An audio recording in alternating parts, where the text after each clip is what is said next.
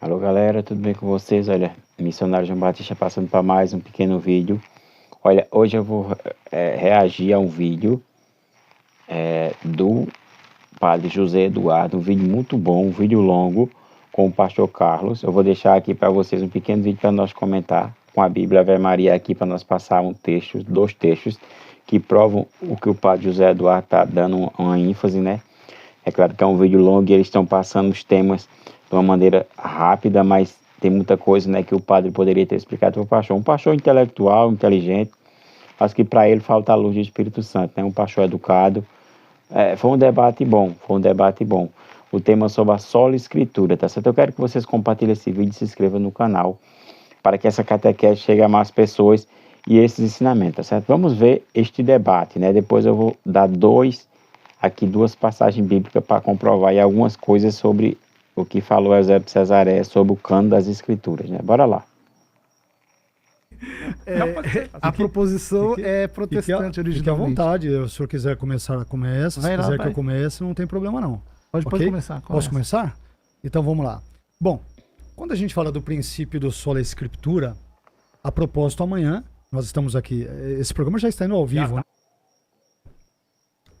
Uma pergunta que normalmente é feita com grande frequência pelos amigos católicos é a seguinte pergunta: o princípio sola escritura, essa ideia de somente a Bíblia, está na própria Bíblia? É uma pergunta muito frequente e legítima, eu diria, evidentemente. Eu responderia positivamente. E aí eu poderia citar alguns textos, tentando aqui não, de novo, monopolizar a fala ou a conversa, mas eu diria que sim, o princípio do sola escritura ele está presente na Bíblia. Por exemplo, Provérbios 30, versículos 5 e 6, vai dizer que toda a palavra de Deus é pura, o que, a meu ver, não pode ser dito, por exemplo, e da forma mais respeitosa sobre a tradição da igreja, que não é palavra de Deus e não é pura, tem contradições, tem nem problemas, né? Então, se com palavra apostólica a gente quiser se referir ao cânon, né? Aos 12 apóstolos. O ensino dos 12 apóstolos. Dos 12 apóstolos no processo de escrituração, enquanto aquilo que eles estão falando será igual a... Eles pregavam erro? Não, de jeito nenhum. Então, mas tudo aquilo que eles falaram e que iria se tornar palavra de Deus, não outras coisas que não entraram. Então, assim, a tradição, ou a tradição oral, a pregação oral, com perdão pela redundância, dos apóstolos, ela não tem erro durante o processo de escrituração. Isto é, aquilo que eles falam se torna, a escritura oral se torna a escritura escrita. Nesse sentido, não. Nesse sentido, não. Ok?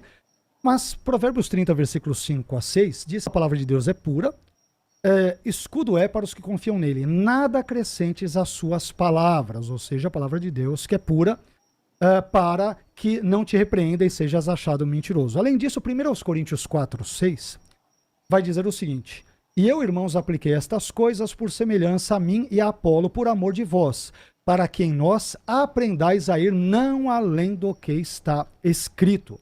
E aqui...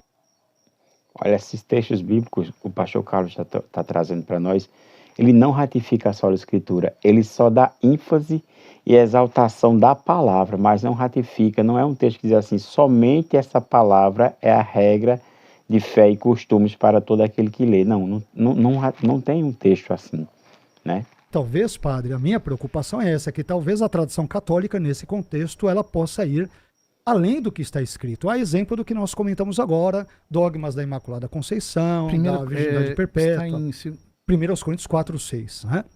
Então, dogma da Imaculada Conceição, Virgindade Perpétua, da Assunção de Maria, que a gente nem comentou, e embora eu conheça o pensamento católico a esse respeito, mas Paulo vai dizer para nós não irmos além do que está escrito. E eu entendo que quando o Novo Testamento, adiantando um ponto que eventualmente talvez o senhor me pergunte, quando o Novo Testamento cita a palavra paradóxis ou tradição, ou paradóxeis, tradições no plural, algumas vezes, essa tradição, evidentemente de acordo com o contexto, ela pode ter vários sentidos, mas se a referência for a pregação dos apóstolos, não pode ser algo diferente daquilo que eles, por exemplo, ensinaram no Novo Testamento. Não pode ser uma heresia, não pode ser nada que contradiga aquilo que o texto escrito, por exemplo, traz. E temos outro texto, por exemplo, Gálatas capítulo 1, versículos 8 e 9, que diz: mas ainda que nós mesmos ou um anjo do céu vos anuncie outro evangelho além do que já vos tenho anunciado, e esse evangelho, evidentemente, ele está consolidado na Escritura, não é algo simplesmente oral, seja anátema, ou seja maldito, amaldiçoado, versículo 9. Assim como já vos dissemos, agora de novo também vos digo, se alguém vos anunciar outro evangelho além do que já recebeste, seja anátema. Então, a partir desses textos, eu diria que sim, o Sola Escritura está presente na própria Bíblia, está presente na tradição também da igreja. Por exemplo, Gregório de Nissa, em seus tratados dogmáticos, livro 12, parágrafo 327, eu vou ler só o finalzinho, ele vai dizer que as escrituras inspiradas sejam, então, o nosso árbitro, não a tradição, as escrituras inspiradas é que sejam. E o voto da verdade certamente será dado àqueles cujos dogmas estiverem em consonância com as palavras divinas. Eu assino embaixo a fala de Gregório de Nissa. Então a tradição tem que se referendar na escritura e não o contrário, jamais. Tem um texto de Irineu de Leão, que ele é bem controverso nesse caso, eu não vou lê-lo aqui, talvez eu possa citá-lo num outro momento, mas temos outra passagem interessante de Hipólito de Roma, na sua obra Contra a Heresia de Noeto, ele vai dizer o seguinte no parágrafo 9. Irmãos, há um só Deus cujo conhecimento obtemos das Sagradas Escrituras e de nenhuma outra. Olha, ele traz textos da patrística, mas a gente sabe que a patrística naquele momento tinha algumas opiniões que eram embrionárias, e não era uma opinião unânime geral, como eu falei em alguns vídeos sobre a questão quando São Jerônimo fala do cano. A opinião de São Jerônimo não é do Papa Damas, né? Mas o pastor Carlos, ele utilizou esses textos para tentar refutar o padre José Eduardo, mas nos comentários eu vou deixar o vídeo completo no link, né? No comentário fixado com o link, vocês vão ver que foi um debate bom, mas o padre sobressaiu sobre o pastor, né? Fonte. Mais adiante ele vai dizer, nós que desejamos praticar a piedade, não conseguiremos aprender sua prática de nenhuma outra fonte senão dos oráculos de Deus. Oráculos de Deus aqui para ele, no contexto, é escritura, não é tradição, não é mais nenhuma outra coisa. Portanto, conclui Hipólito de Roma, tudo que as Sagradas Escrituras declaram, atentemos para elas e tudo que elas ensinam aprendamos. Concordo nesse ponto.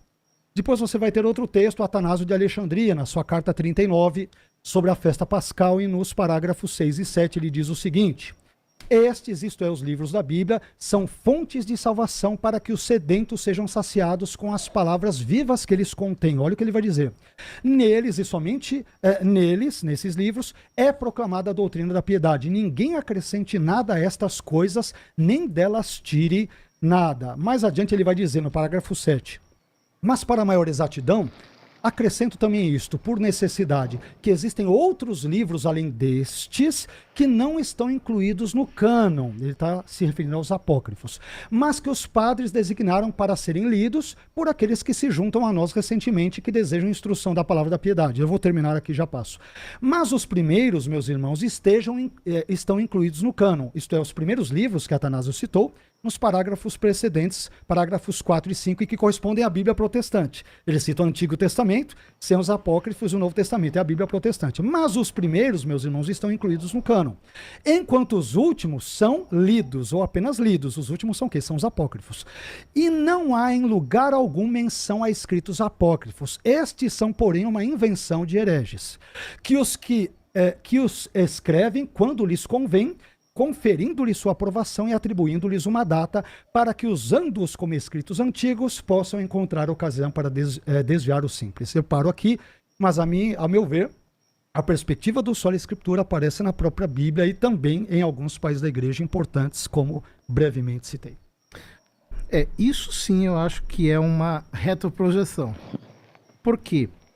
Bom, em primeiro lugar, quando Provérbios 38, versículos 5 e 6. 5 e 6 fala de escritura, naquele tempo, naquele momento, nem o cânon judaico estava fechado. A gente sabe que o cânon judaico foi fechado tardiamente. Talvez até depois do cânon. Olha, o padre vai falar aqui e ele vai dar ênfase ao Novo Testamento também. A autoridade da igreja de escolher os livros, né, inspirados por Deus e ali canonizar os livros, né, como o Papa Damas. o pastor Carlos ele vai migrar para o Velho Testamento, porque ele vê que no Novo não tem brecha, porque ele afirma que no Novo, no século I, já tinha 25 livros basicamente decretados como inspirados, e a gente sabe que não é assim. Eusébio Cesareia vai dizer que não era assim. As três cartas de São João, a segunda carta de São Pedro, Apocalipse, olha só, aqui eu já contei 5 de antemão que não era trazido como inspirado. Mas o pastor, ele entrou em contradição e começa a migrar para o Velho Testamento, porque vê que no Novo Testamento a autoridade da igreja ela é soberana e total, né? E no Velho também, mas o tema era no Novo, passou para o Velho. Cristão. Ok. O Papa do Concílio de Jamnia me parece mais uma crença. Eu acho que no segundo século antes de Cristo já tem no prólogo de Eclesiástico. Nós detectamos desculpe. debates intrajudaicos sobre a canonicidade do Velho Testamento, né, dos escritos judaicos, no século V, VI e assim por diante. Mas outra coisa, quando São Paulo diz, né, não ir além do que está escrito, ele está citando, ele não está falando de escritura naquele momento. Ele está falando, vamos pegar o contexto, porque dá para entender, mais. O problema na comunidade de Corinto é que eles estão criando uma celeuma lá, né? 1 Coríntios 4, 6. Isso. Ele está lidando com uma confusão que está acontecendo na comunidade dos coríntios, não uma confusão sobre texto, uma confusão mais ampla, e ele diz: essas coisas, irmãos, expliquei em figuras a respeito de mim e Apolo para vosso proveito, para que de nós aprendais a não ir além do que está escrito e não vos enchais de arrogância a favor de um contra o outro. Ou seja, no contexto das querelas da comunidade dos coríntios, que ele se atém às palavras do apóstolo, ou seja, não tenta interpretar segundo as intenções, para ter disputa entre vocês. Depois a carta vai falar das disputas internas que tinha na comunidade de Corinto. Depois, também, veja bem, quando no Novo Testamento se fala de escrituras, ou se fala de estar aferrado à palavra, etc., está falando da pregação, primordialmente. Porque o Novo Testamento, ele demorou para ser fechado. É outro tipo de extrapolação que às vezes se faz, né, para forçar a ideia de que o cânon foi fechado no primeiro século. Não dá para dizer isso. No segundo século, no terceiro século, até no quarto século nós temos discussões se o Apocalipse é canônico ou não, se Hebreus é canônico ou não, se Segunda de Pedro é canônico ou não, se a Epístola de Judas é canônica ou não. Essas discussões podem ser plenamente detectadas. O que coloca em dificuldade a ideia de que a Bíblia está falando da Bíblia.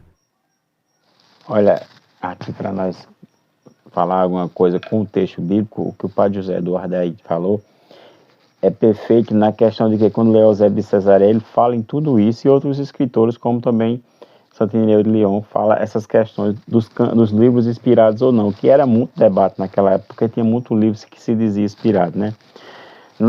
Na fala do pastor Carlos, ele dá a entender que a escritura vem primeiro do que a igreja, e não é assim. A igreja vem, prega, e depois surge a escritura inspirada por Deus através da fala dos apóstolos. Olha, tem cidades, tem comunidades que São Paulo, quando visitava, né, depois ele ia e escrevia para orientar aquela comunidade. Tem comunidade que ele escreve, mas lá já havia fé, como por exemplo Roma, os romanos, né? Não se sabe quem chegou lá primeiro, foi algum proselito, algum convertido do cristianismo, ou foi São Pedro. Sabe-se que quando São Paulo escreveu para lá, já tinha uma fé, e uma fé muito linda. Olha, na primeira carta aos Romanos, na carta aos Romanos, no capítulo 1, verso 8, está dizendo assim: primeiramente dou graças a meu Deus, por meio de Jesus Cristo, por todos vós, porque em todo o mundo é preconizada a vossa fé. Olha, já existia, de fato, a fé antes de Paulo chegar lá. Antes de chegar a pregação de Paulo, alguém chegou na tradição, ou foi São Pedro, ou foi alguém, ou foi primeiro São Pedro, ou foi alguns, há debate sobre isso, alguns cristãos antes de São Pedro, mas já havia fé ali. E na carta, também na carta aos Romanos, no capítulo 10, verso 17, vai falar algo assim, ó. Crendo de coração que se obtém a justiça, e ele vai falar no verso 17, né? Logo a fé provém da pregação e a pregação se exerce em razão da palavra de Cristo. Aqui fala Paulo no capítulo 10, verso 17 da carta aos Romanos. A fé provém da pregação, aquilo que o padre José Eduardo está confirmando e o pastor não conseguiu aí dar uma refutação plausível, né? Compartilhe esse vídeo, se inscreva no canal. Vou colocar o vídeo completo aqui, 3 horas, mais 3 horas de debate, tá bom? Salve Maria, que viva Cristo Rei. Comente aqui embaixo, nos comentários.